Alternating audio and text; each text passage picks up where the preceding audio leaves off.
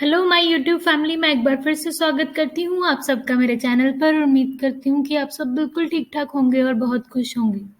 तो टॉपिक शुरू करने से पहले मैं आपको बताना चाहूँगी कि मेरा फेसबुक पर एक पेज भी है, टेक मनीषा करके, और आप मुझे फॉलो कर सकते हो उस पर। और अगर आप मेरे से कोई भी क्वेश्चनिंग करना चाहते हो या कुछ भी पूछना चाहते हो तो आप वहाँ पर आकर मुझे मैसेज कर सकते हो, मुझसे कांटेक्ट कर सकते हो। दिस इज़ माय पेज, ये खुल रहा है अभी। ये ऐसा पेज है जिसमें ये वाली कवर पिक लगी हुई है और इस पर आकर आप फॉलो कर सकते हो मेरे को। ठीक है, तो अभी के लिए मैं शुरू करती हूँ कि जैसे कि आपने मेरा थंबनेल और मेरे टाइटल से पढ़ ही लिया होगा कि मेरा टॉपिक क्या है, कि एसईओ की ऑडिट कैसे शुरू करते हैं। सबसे पहला पॉइंट, जब भी हमारे पास प्रोजेक्ट आता है तो हमें सबसे पहले हमारे क्लाइंट को एसईओ की ऑडिट ही करके देनी होती है। सबसे पहले पहला स्टेप होता है एसईओ ऑडिट, फिर होता है कीवर्ड्स। ठीक है, तो पहला स्टेप करने के लिए आपको क्या करना होता है वो मैं आज बताने जा रही हूँ। लाइक सपोज आपको कोई भी प्रोजेक्ट मिला, मैं एक बार के लिए कोई भी वेबसाइट खोल रही हूँ, Myntra.com खोल लेती हूँ जिस पर आप शॉपिंग करते हो। ठीक है, तो आपको कहाँ जाना है, ये क्रोम में एक ऑप्शन होता है साइड में 3 बिंदियों वाला, इस पर जाना है और मोर टूल्स में जाकर एक्सटेंशन को क्लिक करना है। एक्सटेंशन में जाकर लिखना है एसईओ क्वैक। ठीक है, ऐसे ऐसे कई तरह के टूल हैं, ये सिर्फ यही नहीं है, बहुत सारे टूल हैं। जैसे कि सैमरश है जो कि पेड है, और बहुत सारे और भी हैं। एसईओ स्मॉल टूल भी है जो कि गूगल का फ्री टूल है एसईओ की ऑडिट करने के लिए। ठीक है, ऐसे बहुत सारे टूल हैं जहाँ से आप ऑडिट कर सकते हो, ज़रूरी नहीं है कि आपको यही करना है। ये मुझे काफ़ी बेटर लगता है, ये है फ्री ही, पर जो पेड होते हैं उनका अपना बेनिफिट होता है, उनका भी बहुत बेनिफिट होता है।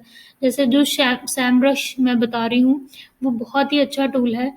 उसमें आपको आपकी वेबसाइट जिस पर आप काम करने जा रहे हो उसके कॉम्पिटिटर्स के बैकलिंक्स भी पता लग जाते हैं, जिसको ऑडिट करके आप अपना बैकलिंक्स बनाना शुरू कर देते हो और उस वेबसाइट से ऊपर निकल सकते हो उन बैकलिंक्स पर काम करके। ठीक है, ऑलराइट, मैं अब अपनी वीडियो शुरू करने वाली हूँ जिसमें मैं बताऊंगी कि एसईओ क्वैक के ज़रिए आप कैसे, जो कि फ्री टूल है उसके ज़रिए आप कैसे ऑडिट कर सकते हो। तो आपको अपनी वेबसाइट खोलनी है और आपको यहाँ पर क्लिक करना है और यहाँ पर सेकंड ऑप्शन है डायग्नोज की। ठीक है, इसमें आपको बता देगा कि Myntra.com के कितने एरर्स हैं और क्या-क्या करने वाला है, वार्निंग क्या है, एरर क्या है और क्या-क्या करने वाला है। ठीक है, तो ये सब बता देगा आपको क्या-क्या जानना होता है एसईओ ऑडिट में। पहला पॉइंट यूआरएल, आपका यूआरएल अच्छा होना चाहिए। जैसे कि Myntra.com हमें पता है कि ब्रांड है तो Myntra.com ही होना चाहिए। कैनोनिकल क्या होता है कि एक ही तरह की 2 वेबसाइट। सेकंड पॉइंट है कैनोनिकल, जैसे कि आप आपको दो वेबसाइट डुप्लीकेट दिखती हैं, जैसे www.something.com एंड https.something.com।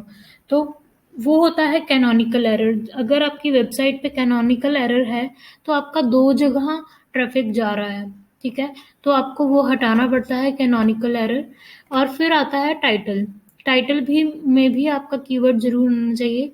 जैसे इनका कीवर्ड शायद मिंत्रा होगा तो इन्होंने मिंत्रा डाला हुआ है। ठीक है, फिर मेटा डिस्क्रिप्शन में 188 करेक्टर्स टोटल होने चाहिए, उससे ज़्यादा ही है शायद अब के करेक्टर्स, मैं आपको ऑनलाइन देखकर बता दूंगी। तो ये आपने इन्होंने इनका कीवर्ड एक और भी है, ऑनलाइन शॉपिंग जो इन्होंने ले रखा है।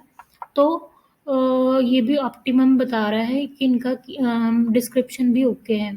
फिर आता है मेटा कीवर्ड्स जो कि जिससे लोग आपको सर्च करें और आपकी वेबसाइट पर आए। जैसे कि कुछ भी सर्च कर सकते हैं लोग, ऑनलाइन शॉपिंग साइट्स, ये सब इन्होंने दिए हुए हैं, तो ये भी इनके परफेक्ट हैं। फिर आता है हेडिंग्स टैग में इन्होंने क्या किया हुआ है, ये रेड साइन आ रहा है मतलब एरर है कोई, जिसमें इन्होंने क्या किया हुआ है, H2 वाला हेडिंग टैग दिया ही नहीं हुआ। और H3, H4, H5, H6 तक होने चाहिए, जिसमें से इन्होंने सिर्फ 2 ही दे रखे हैं। और दूसरा जो दे रखा है H3, वो 4 बार दे रखा है, जो कि बिल्कुल ही गलत है। हमें 6 हेडिंग टैग यूज़ करने चाहिए, पर ज़रूरी नहीं है कि 6 के 6 ही करने चाहिए, हमें पहले 3 करने चाहिए, जिसमें हेडिंग टैग में भी कीवर्ड होना चाहिए, H1 में भी, H2 में भी, H3 में भी। जो कीवर्ड आप रैंक करवाना चाहते हो वो तीनों में होना चाहिए, जो कि इसमें नहीं है। तो ये एरर इसने दिखाया है हमें।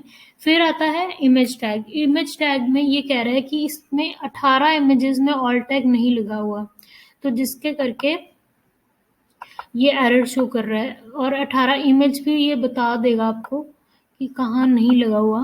अभी ये आ नहीं रही, पर कुछ 18 इमेजेस हैं जो मिंत्रा की साइट पे जिसमें ऑल टैग नहीं लगा हुआ।